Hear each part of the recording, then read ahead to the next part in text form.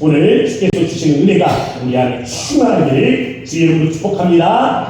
자, 옆에 계신 분들에게요 우리 인사하도록 하겠습니다. 참 잘 오셨습니다. 사랑합니다. 축복합니다. 네, 사랑하고 축복합니다. 자, 우리 일제시대 때 우리 어느 재판정에 있었던 우리 믿음의 사람에 관한 이야기입니다. 검사가 이 전도사님에게 묻는 거예요. 이 전도사님에게 묻습니다. 예수라는 자가 이 세상에 다시 오면 이 세상은 어떻게 되는가? 라고 묻습니다. 그러니까 이 전도사님이 마음에 망설임이 없이 곧바로 이야기를 하십니다. 하나님의 나라가 건설될 겁니다. 그러나 저는 그 통치가 어떻게 이루어질지는 잘 모릅니다. 검사가 다시 묻습니다. 이런 이야기는 그럼 누가 가르쳐 주었는가? 그는 고개를 들어서 단호하게 검사를 바라보면서 그렇게 이야기합니다. 아무도 내게 가르쳐 준 사람은 없습니다. 저는 오직 성경책을 읽었고 그 성경책을 통해서 이 진리를 깨달았습니다. 라고 고백을 합니다. 이것은요 일제시대에 보면 흔한 재판정의 모습입니다. 우리가 알고 있는 주기철 목사님 그리고 손영환 목사님이 같은 질문들을 받았습니다. 왜냐하면 신사참배를 거부했거든요. 신사참배를 거부한 많은 신앙인들이 정치범으로 체포가 되었습니다. 그리고 이 정치범들을 일제 검사들은 함정을 파놓은 거예요. 함정을 파놓은 이 질문들을 통해서 그들을 공격하고 있는 겁니다. 기독교인들이 예수가 다스리는 나라를 세우기 위해서 신국에 일제에 저항하고 있다. 바로 이러한 일들로 인해서 죄국을 그렇게 정하고 정치범 수용소에 가두고자 했던 겁니다. 성경에 보면 똑같은 일이 있더라고요. 지금 우리 일제시대에 우리가 겪었던 똑같은 일이 있어요. 데살로니가 교회가 그렇습니다. 이곳에서 바울이 복음을 전하자 유대인들이요 불량한 사람들 돈을 주고 삽니다. 이 유대인들 불량한 사람들 돈을 주고 사고 이 불량한 사람들이 뭐예요? 그냥 요즘 옛날 말로 하면 정치깡패, 요즘 말로 하면 불량 이런 사람들입니다. 그들에게 돈을 주고 그 다음에 바울을 고소하라고 하는 거예요. 그러면서 이가 막 우리를 선동했다, 이가 우리에게 이와 같은 거짓말을 했다 하면서 막 소란을 일으키라고 그렇게 매수하는 거죠. 그런데 다행히 바울과 일행들은 이 베레아로 피신을 합니다. 그런데 남아있는 야손이 문제예요. 야손이 고소를 당한 겁니다. 그래서 법정에 소개돼요. 그런데 이 야손이 법정에 소개되었을 때 유대인들이 뭐라고 고소하는지 여러분 한번 보세요. 이 사도행전 17장 7절의 말씀 우리 함께 화면을 보고 읽어보도록 하겠습니다. 시작. 야손이 그들을 맞아 들였도다. 이 사람이 다 가이사의 명을 거역하여 말하되 다른 임금 곧 예수라 하는 이가 있다 하더이다 하니. 아멘. 네, 우리 이 카톡도 오류가 나는 것 같습니다. 제가 카톡으로 넣어드렸는데 이게 전달이 안 될까요? 그래요. 제가 읽어드릴 수밖에 없습니다. 지금 이 야손을 고발하면서 뭐라고 하냐면 다른 임금 곧 예수라는 이가 있다 하더이다 라고 고소를 하는 거예요. 지금 이 고소가 누가 하는 겁니까? 교회 안에 있는 사람이 하는 거예요? 교회 밖에 있는 사람이 하는 거예요? 교회 밖에 있는 사람이 유대인들이요. 이 유대인들이 이 야손을 고소를 하는데 다른 임금 곧 예수라 하는 이가 있다 하더이다 라고 고소를 하는 겁니다. 그러면서 이 기독교 신앙의 핵심이 뭐라고 말하는 거예요? 임금 곧 예수라 하는 이를 믿는 것이다. 이게 믿음이다. 기독교 신앙의 핵심이라고요. 그렇게 말하고 있는 거죠. 앞에서 말씀드린 일본 검사요. 그는 예수가 다시 오면 뭐라고 했습니까? 그가 다스리는 나라가 임하게 될 것이다. 이것이 너희가 믿는 거 아니냐? 그럼 그 통치가 어떻게 되냐? 그러면 그때에는 어떠한 일들이 일어나냐? 일본 검사는 기독교 신앙의 핵심으로 무엇을 봤습니까? 주가 다스리는 나라. 바로 이것을 봤던 겁니다. 그래서 거기에다가 함정을 파 놓았다라는 거예요. 그럼 오늘 한번 생각해 보세요. 오늘 이 교회를 바라보는 교회 밖의 사람들이 있습니다. 교회 안의 사람 말고 밖의 사람. 이 교회 밖의 사람들은 우리 교회를 바라보면서 아니 이 사람들의 신앙의 핵심이 뭘까? 이 사람들은 도대체 뭘 믿는가? 라고 했을 때 그들이 뭐라고 말하겠습니까? 거기에 다른 임금 예수가 있을까? 거기에 하나님의 나라가 있을까? 거기에 예수 재림에 대한 신앙이 있을까? 저는 오늘의 이 한국교회를 바라보면서 이게 흐려졌다라고 생각을 하는 거예요. 이 신앙의 핵심이 흐트러졌다라고 생각하는 겁니다. 그래서 오늘의 이 말씀을 통해서 우리 안에 예수 재림에 대한 신앙, 다시 오시는 주님의 나라, 바로 그에 대한 바른 믿음과 또 바른 소망이 함께 할 수 있도록 주의 이름으로 축복합니다. 자, 첫 번째 말씀의 제목은요, 종말을 조롱하는 사람들입니다. 베드로는 서신서를 보내면서 오늘 3장 1절 말씀을 보면 이런 말씀이 있습니다. 진실한 마음을 일깨워 생각나게 하기를 원한다. 이 베드로 서신서를 쓴 이유가 있다고요. 왜 이 서신서를 보냈냐면 진실한 마음을 일깨워서 성도들에게 그 마음에 있는 진실함을 일깨워서 생각나게 하기 위해서 이 서신서를 보냈다라고 말합니다. 그런데 3절을 보면 이 진실한 마음하고 반대가 되는 마음이 있어요. 이 반대가 되는 마음이 뭐냐면 정욕입니다. 정욕인데 이 정욕대로 행하는 자들이 와서 한 말이 있단 말이에요. 그 말이 뭔가 한번 보세요. 이 3장 4절의 말씀. 3장 4절. 우리 오늘 본문 베드로후서 3장 4절을 성경으로 다 같이 읽어보도록 하겠습니다. 시작. 이르되 주께서 강림하신다는 약속이 어디 있느냐? 조상들이 잔 후로부터 만물이 처음 창조될 때와 같이 그냥 있다 하니. 아멘. 가만히 보면 이들은 조롱하는 사람들입니다. 뭐라고 조롱해요? 주께서 강림한다는 약속이 어디 있냐? 천지로부터 이 세상을 만들어진 그대로 지금 그대로 있지 않냐? 지금 이렇게 조롱하는 자들입니다. 한번 보세요. 그들이 뭐라고 말합니까? 조상들이 이 잔 후로부터 만물이 처음 창조될 때와 같이 그대로 있다라고 말하는 사람들입니다. 이들이 믿는 게 있어요. 뭘 믿냐면 천지 창조를 믿습니다. 하나님께서 천지를 창조하신 거 믿어요. 그런데 믿지 않는 게 있습니다. 무엇을 믿지 않아요? 예수님께서 재림하신다는 이 사실을 믿지 않습니다. 또한 예수님께서 재림하셔서 최후의 심판, 마지막에 심판이 있을 것이다. 이 사실은 믿지 않는 거예요. 오늘의 교회도 마찬가지입니다. 보면은요, 예수님의 십자가의 죽으심을 믿을 겁니다. 보면은요, 하나님의 천지 창조를 믿을 거예요. 그렇지만 아니 이런 세상에 예수님이 온다고? 아니 그건 옛날 얘기지. 아니 2000년이 흘렀는데 벌써 2000년이 흐르는 동안 천지는 그대로인데 아니 언제? 아이고 내 때는 아니겠지. 앞으로 1000년이나 더 있으면 혹시 모르지 라고 생각하는 그런 사람들이 있을 겁니다. 예수님이 재림하신다는 사실을 믿지 못하는 그런 사람들, 우리가요 이 재림에 대한 신앙, 이 예수님께서 다시 오신다는 이 신앙만 잘 가지고 있어도 절대 이단이 넘어가는 것은 없습니다. 근데 오늘의 한국교회를 보세요. 전도가 어렵죠? 전도가 되면 또다시 이단에 넘어가는 많은 사람들이 있습니다. 헷갈리니까 넘어가는 거예요. 헷갈리니까. 제대로 알면 넘어가지 않을 수 있는데 헷갈리는 겁니다. 한국교회 이단 사이비들 특징 한번 보세요. 어떻습니까? 이 외국에 있는 사람들이 그러더라고요. 왜 그렇게 너희 나라에는 예수가 많냐? 왜 그렇게 예수님이 많냐? 그러면서 이제는 하나님 엄마도 있다면서 이 하나님의 교회, 이 하나님 어머니 뭐 어쩌고저쩌고 하면서 이 하나님의 교회에서 와서 전도하는 걸 듣고 저한테 물어보는 거예요. 한국 사람이라고 왔는데 이런 일들이 있다 하면서 아니 너희 한국에는 왜 그런 사람들이 많냐? 라고 물어보는 겁니다. 스스로가 재림 예수라고 주장하면서 교주로 이 자신을 높이는 그런 이단 사이비들 말이죠. 그들이 하나같이 말하는 게 있습니다. 자기가 재림 예수다 라고 말할 때 근거 구절이 있어요. 그냥 이야기하는 거 아닙니다.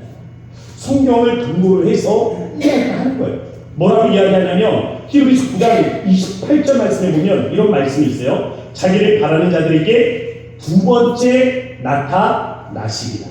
몇 번째 나타나신다고요? 두 번째요. 예수님의 성육신이 첫 번째고 두 번째 나타나시리라 하신 말씀대로 교주가 왔다라는 거예요. 이게 그들의 논리입니다. 물론 예수님 성육신 하셨죠. 하나님은 구약시대의 영이셨습니다. 성자 하나님도 영이셨어요. 그래서 육신, 완전한 인간이 되기 위해서는 여자의 몸을 빌어서 태어나셔야 했습니다. 그래서 남자를 경험한 적이 없는 동정녀 마리아를 선택을 하셨고 그의 몸을 빌어 이 땅에 성육신 하셨단 말이에요. 그분이 십자가에 못 박혀 죽으셨죠. 그러나 죽음으로 끝이 아닙니다. 사흘 만에 다시 살아나셨어요. 그러면 한번 생각을 해보세요. 부활하신 예수님 영으로 부활을 하셨습니까? 육체로 부활하셨습니까? 육체 몸으로 부활하셨잖아요. 우리 고양공산교회는 이거는 그냥 책책 나와야 되는 거 아닙니까? 네. 크게 하세요, 크게.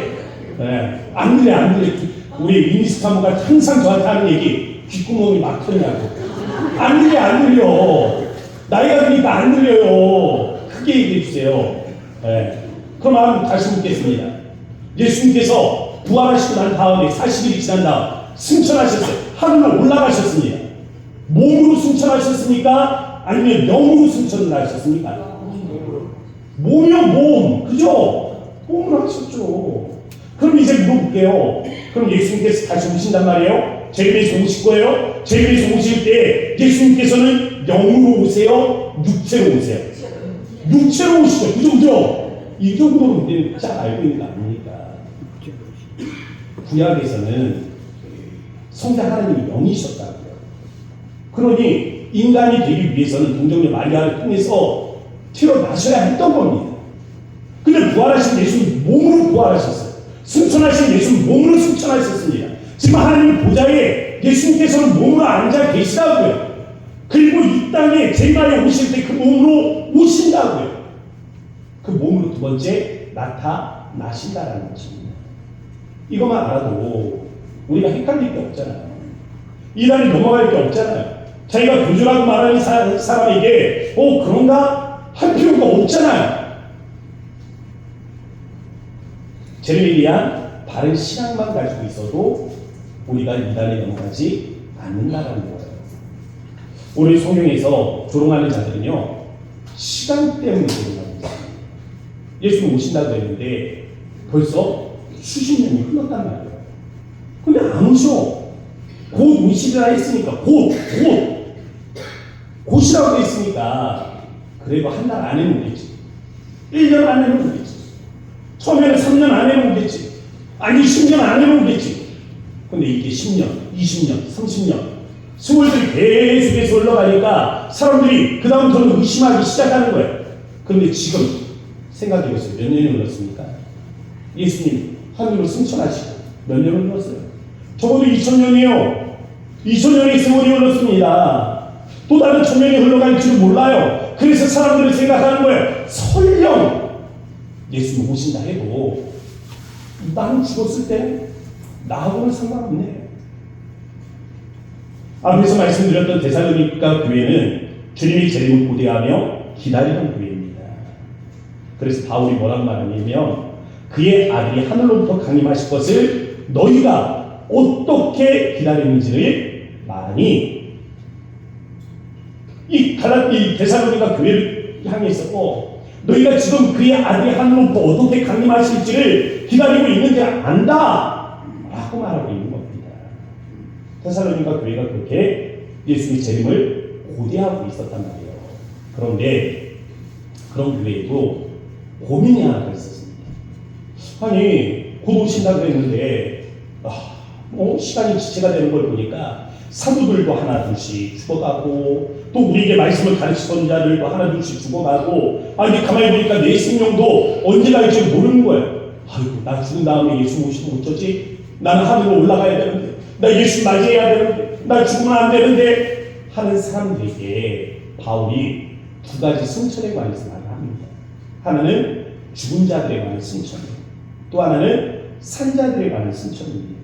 죽은 자들은 먼저 무덤에서 일어나게 될 거예요. 그들이 무덤에서 일어나고 공중으로 불려 올라가서 저 공중에서 주를 맞이하게 되는 것입니다. 그리고 이 땅에 남아있는 자들도, 살아있는 자들도 공중으로 불려 올라가서 그곳에서 죽음을 맞이하게 된다는 거예요. 이게 두 번째 승천이 바로 우리가 말하는 휴거입니다. 휴거.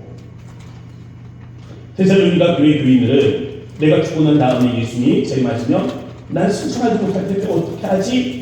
고민하고 있을 때 바울이 이 두 가지 승천에 관해서 말했다고요. 저는 반대로 이 2000년 동안 재림하지 않았는데 과연 나의 시대에, 이 시대에 예수님이 재림하실까? 이 퀘스천 마크를 찍고 에이 그런 일들은 없다 조롱하며 재림의 나를 믿지 못하는 분들에게 말씀드리고 싶습니다.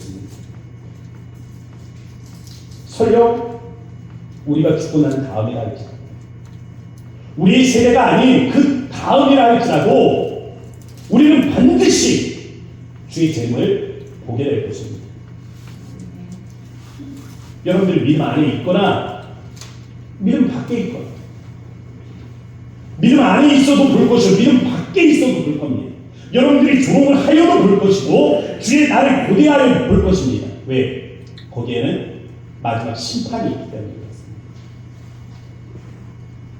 조롱하던 자들은 이 심판에서 빠져나가지 못해요. 그래서 두 번째 말씀의 제목은 종말은 도둑과 같이 오지 않는다입니다. 오늘 제가 이 말씀의 제목을 정하면서 어떻게 그렇잖아요. 그날이 딱딱 나오지 않아요. 다시 한번 그날이 그날은 도적같이 임하잖아요. 근데 오늘 말씀의 제목은 뭡니까? 그날 도적과 같이 임하지 않는다요. 그래서 제가 저 나름대로는 제목을 지어놓고 뿌듯했습니다. 뭐 여러분들은 별 감흥이 없어도 어쨌든 저한테는 특별한 말씀의 제목이었어요. 말씀에 제목에 이유가 있습니다. 이제 잘 들어보세요. 주의 재림을 믿지 않는 사람들에게 의무는 무엇입니까? 시간이잖아요. 시간. 당시에는 불과 50년도 흐르지 않았어요. 300년도 흐르지 않았는데 사람들이 생각을 하는 겁니다. 주의 약속이 더디다, 늦다, 이렇게 의심하는 자들에게 베드로가 이 말을 기억하라고 말하고 있습니다. 주께는 하루가 천년 같고 하루가 천년이 하루 같고 하루가 천년 같다. 주님한테는 그렇다라고요.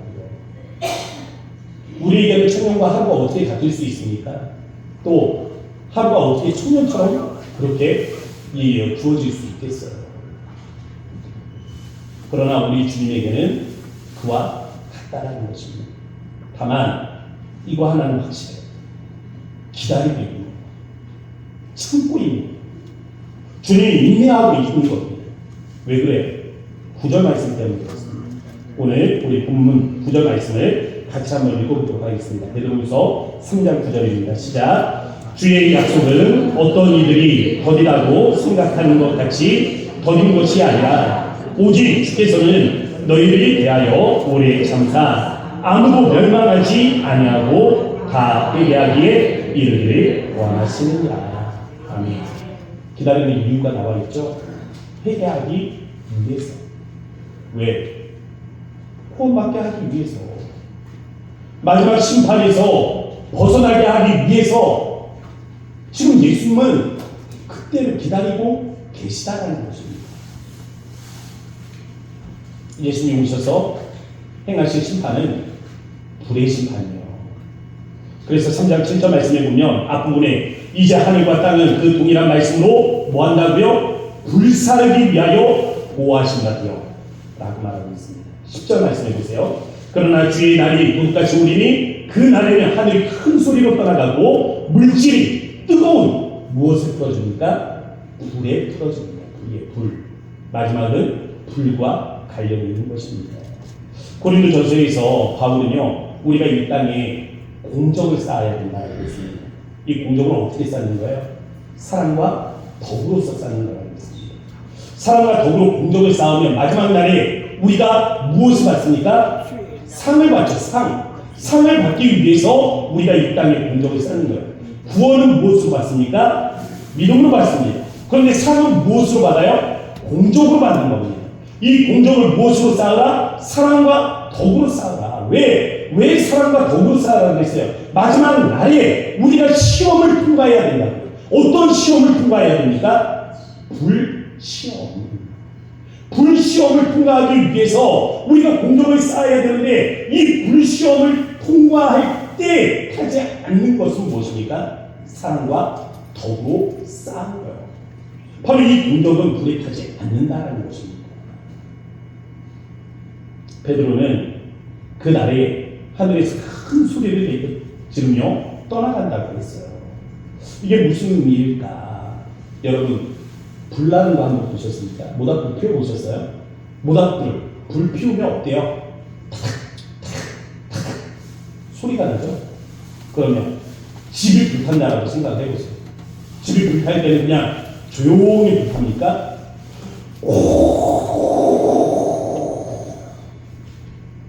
그렇잖아요. 그런데 이 지구가 불탄다라고 생각을 해보세요. 지구가 어떻게 불타겠어요? 소리를 내면서 불타게 되는 거예요.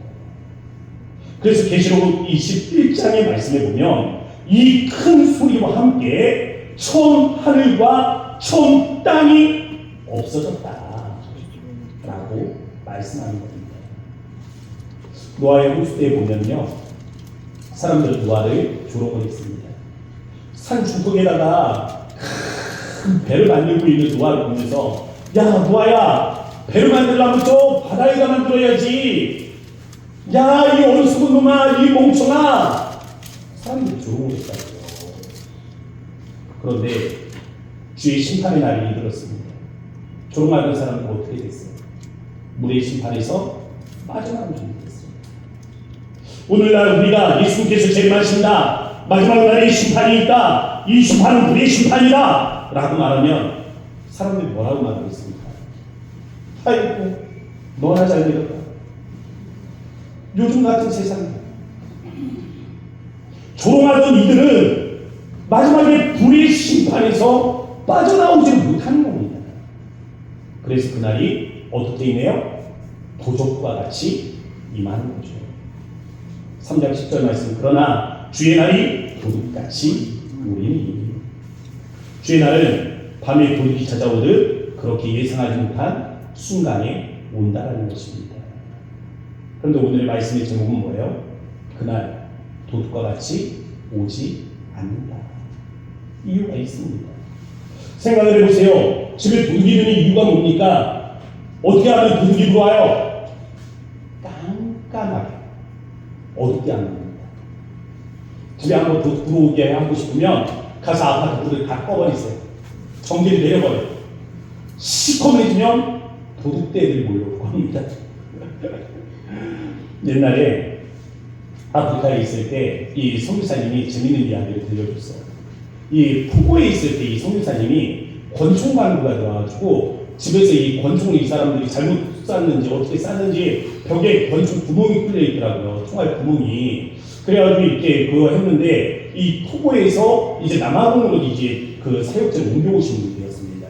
그래서 이렇게 같이 식사하면서 이야기를 나누는데 또 집에 좀도둑들이 든 거예요. 그래서 뭘 이렇게 훔쳐갔습니다. 그런데 좀도둑이 들어서 뭐 훔쳐가면 뭐 필요한 거 가져갔으니까 그냥 아유 잘 가져가서 썼겠지 하면서 놔뒀는데, 생각을 해보니까 부녀들 딸 둘이 생각이 나더랍니다. 딸이 둘이 있는데 아유 이 어린애들 또 보고 놀라서 트라우마라도 생기면 아유 어떻게 하나 해서 이거 어떻게 할까 고민하다가 도둑이 왜 들어올까를 생각을 해본 거예요. 깜깜하니까 도둑이 들더라. 그럼 어떻게 해야 되겠어요?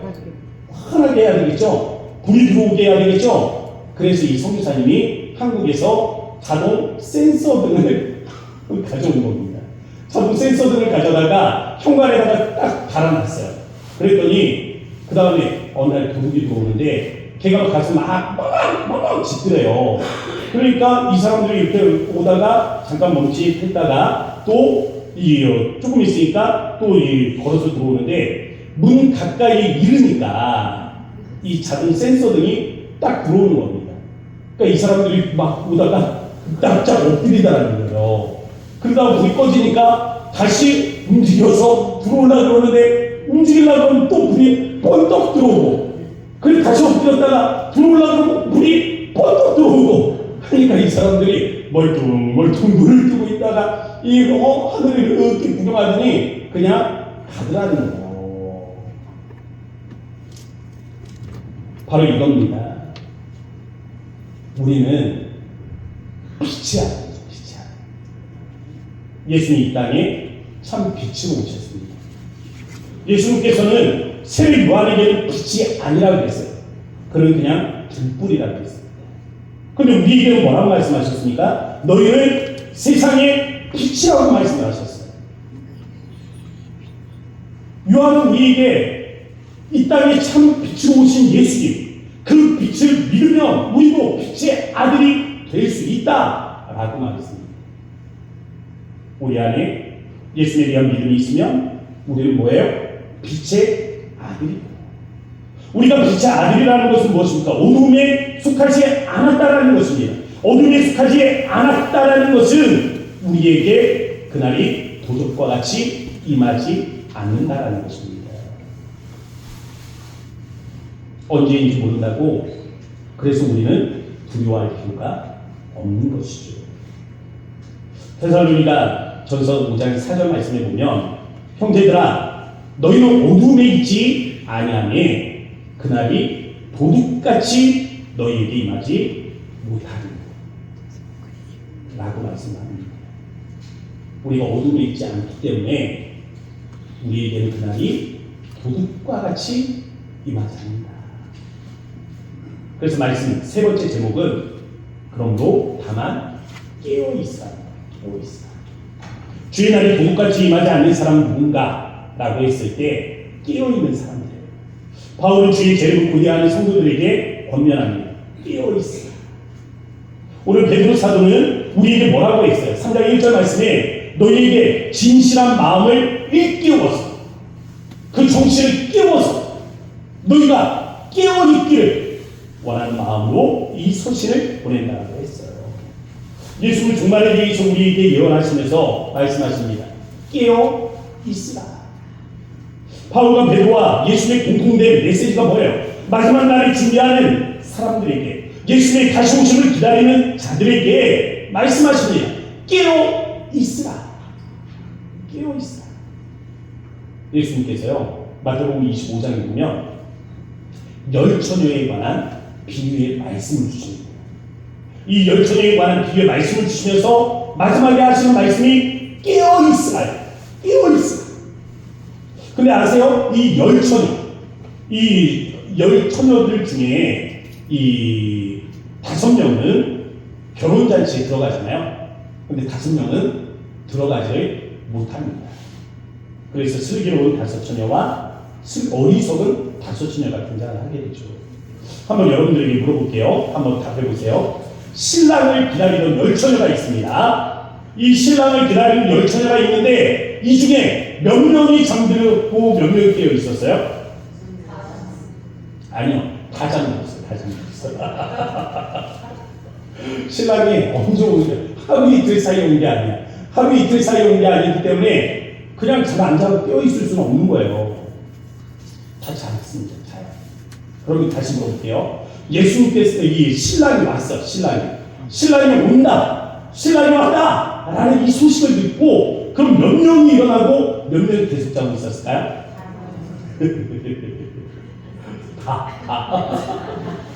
다 일어났어. 다 일어났어. 아니 근데 왜 깨어 있으라는 거야? 다 자고 다 일어났는데 왜 깨어 있으라는 거야? 그럼 결론적으로는 깨어 있다라는 것은 우리가 물리적으로 잠을 자고 일어나는 이 깨어짐은 아니잖아요. 집에 가서 주무세요. 편히 주무세요. 편히. 이건 아니야. 그러니까 주무셔도 돼. 근데 재밌는 게 있어요.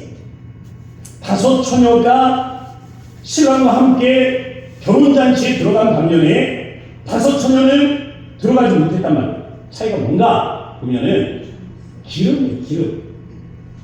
기름을 준비한 슬기로운 5처녀는 신랑을 따라서 결혼잔치에 들어갑니다. 그런데 기름을 준비하지 못한 어리석은 5처녀는 나중에 가서 문을 두드리는데 열리지 않아요. 기름이 뭘까? 준비한다는 게 뭘까? 라는 것입니다. 깨어있다라는 것은 기름을 준비하는 거예요. 기름을 준비한다는 것은 유대인들의 결혼 풍습과도 연결이 되어 있습니다. 지금 여기에 보면 5처녀들이라고 했잖아요. 이 신부들인데 이 유대인들은 보통 정혼식을 먼저 합니다. 정혼이라는 게 우리말로 하면 뭐 약혼식이라고도 할 수 있어요. 근데 약혼식은 뭐예요? 부부가 되는 건 아니에요. 그냥 약속하는 거죠. 우리 부부가 되기로 약속을 하는 거지 부부가 된 건 아니잖아요. 그런데 정혼은 부부의 관계를 맺는 것입니다. 법적인 부부예요. 법적으로는 부부인데 아직 동침하지는 않습니다. 남자는 다시 집으로 돌아가야 돼요. 왜냐하면 여자와 함께 살 집을 준비해야 되죠. 그리고 여자와 함께 결혼할 결혼잔치를 준비해야 됩니다. 이 모든 것들이 다 준비가 되면 그 다음 신부를 데리러 오는 거예요. 그래서 그 신부를 데리고 가는 것입니다. 지금 이 말씀의 내용은 바로 그런 거예요. 신랑이 온다라는 소식을 듣고 처녀들이 일어났습니다. 그리고 이 정혼한 신랑이 집으로 가서 이 모든 결혼식 준비들이 끝난 거예요. 함께 살 집들을 마련한 것입니다. 그래서 돌아왔는데 깨웠는데 슬기로운 5처녀에게는 기름이 있었고 어리석은 5처녀에게는 기름이 없는 거죠. 신랑이 밤에 왔던 거예요. 등불이 준비되어야 하는 것은 밤을 의미하는 거죠. 이 밤에 왔는데 신랑이 와서 신부에게 가자고 청합니다. 그럼 어디를 걸어가야 돼요? 밤길을 걸어가야 되는 겁니다. 이 밤길을 걸어가야 되는데 슬기로운 5처녀가 준비한 건 기름이란 말이에요. 기름이 있으니까 이 길을 따라갈 수가 있는 거죠. 근데 기름이 없으면 따라가지를 못해요. 우리 주님이 뭐라고 말씀하셨습니까? 내가 너희를 위해서 거처를 예비하러 간다라고 말씀하셨어요. 너희는 누구예요? 우리잖아요. 우리는 누구예요? 예수님의 신부란 말이에요. 예수님의 신부예요, 우리가. 우리를 위해서 예수님께서 아버지 집에 우리와 함께 거처할 집을 예비하기 위해서 가신다라고 했습니다. 내 아버지 집에 거할 곳이 많다라고 했어요. 그리고 예수님께서는 오신다라고 약속을 하셨죠. 예수님께서 약속하신 대로 다시 오시면 우리는 예수님을 따라서 가야 되잖아요. 왜? 그 아버지 집에 우리가 가면 뭐예요? 결혼잔치가 열리잖아요. 어린 양의 혼인잔치가 하늘에서 열리지 않겠습니까? 신부는 누구예요? 우리예요. 신랑은 누구예요? 예수님이에요. 신랑이 오신다고요. 우리는 지금 신부처럼 그 예수님을 기다리고 있는 거예요. 그러면 어리석은 신부처럼 기다려야 되겠습니까? 슬기로운 신부처럼 기다려야 되겠습니까? 슬기로운 자가 되어야죠. 슬기로운 자가 되려면 기름을 준비해야 되죠. 기름을 준비하는 슬기로운 그 신부가 되고자 하는 그러한 성도들에게 오늘 베드로 사도가 뭐라고 질문하는지 보세요. 너희가 어떠한 사람이 되어야 마땅하냐? 너희는 그럼 어떠한 사람이 되어야 마땅하냐? 하면서 그 다음에 바로 답을 주고 있단 말이에요. 거룩한 행실과 경건함으로 하나님의 날이 임하기를 바라보고 간절히 사모하라. 신부들에게 이야기하는 거예요. 거룩한 행실과 경건함, 그리고 신랑의 오심을 간절히 바라면서 살아라. 우리가 예수님을, 우리 신랑 되신 예수님을 기대하고 고대하고 바랄 때 우리는 어떠한 사람이 되어야 하는 것입니까? 바로 이거예요. 세상의 때를 묻히지 않고 순전한 심으로 우리 자신을 보호하면서 거룩한 행실과 경건한 삶의 모습들로 반드시 주님이 오신다. 내 신랑이 나를 데리러 올 것이다. 왜? 우리는 예수님과 정결한 사이입니다. 이미 결혼을 약속한 사이입니다. 신랑은 그 약속을 지키기 위해서 반드시 올 거니까 그날을 고대하는 마음으로 간절히 기도하며 살아야 하는 것입니다.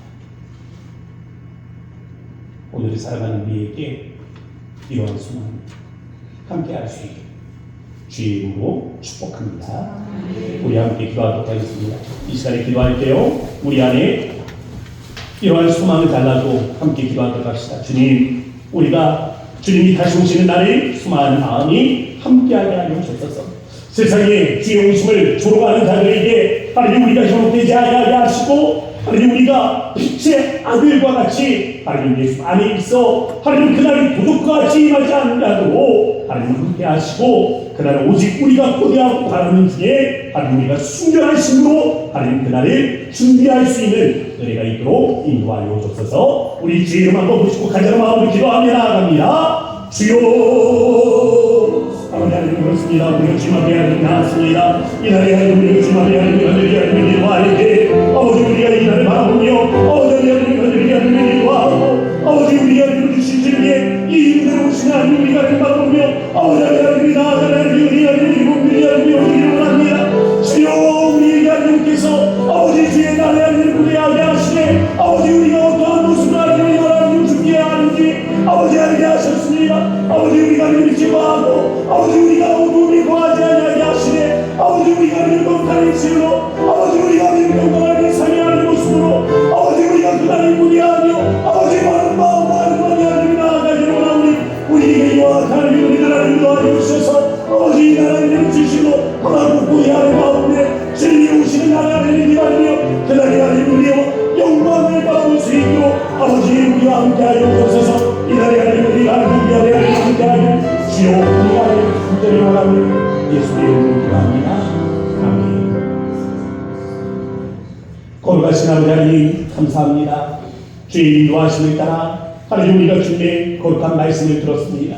주님 우리에게 주의 날을 소망하라고 주님 신랑 되신 예수님이 다시 오시는 그날을 소망하라고 말씀을 주셨습니다.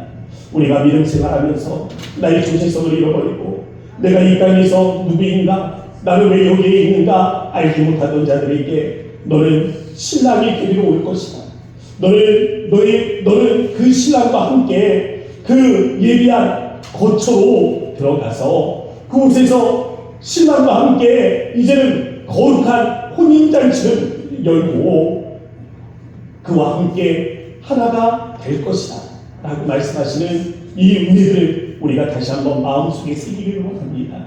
주님, 정신없이 살아가던 우리의 마음에 우리 향한 이 바른 정체성들이 주어지게 하시고 우리와 이번 주의 날을 고대하는 마음 가운데 하루하루를 주를 바라보며 나아갈 수 있도록 주님 인도하여 주소서. 오늘도 살아계신